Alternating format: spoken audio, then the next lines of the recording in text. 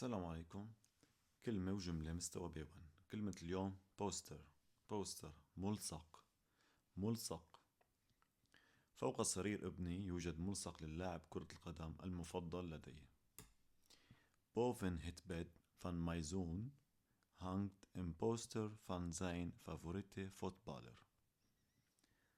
Boven أعلى het bed سرير van mijn zoon ابني hangt علق أو معلق in poster ملصق van zijn favoriete voetballer للاعبه المفضل.